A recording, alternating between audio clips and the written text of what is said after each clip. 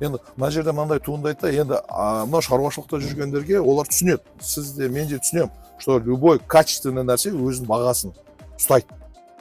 Чем качественнее, тем дороже. Хочешь красивое, плати больше дегендей.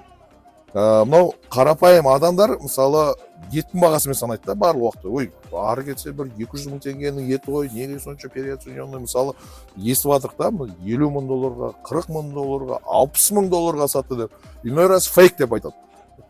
Не может быть, қозы 60 мың доллар, мысалы өткенде тағы бір инстаграмнан шықты, кімдікі, қуаныштікі, 60 мың долларға өзбек ағайындар алып кетті деген. Мысалы екі талайда ол біреуі сенеді, біреуі сенбейді. Мен мысалы өзім сол серияда бола тұра, ақшаң болса неге алмасқа деп ойлаймын да, екінші жағынан неғып переоцениваем деп те ойлаймын.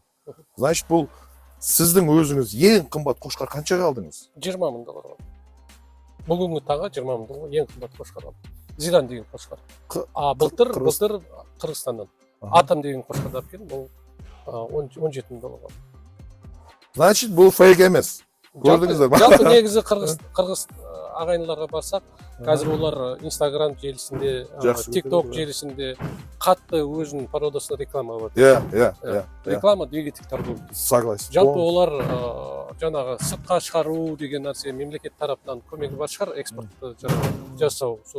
Кавказ бар, Россия бар, Өзбекстан бар, Қазақстан бар. Сұраныс көп болғандықтан олардың да бағасы да жоғары жүреді.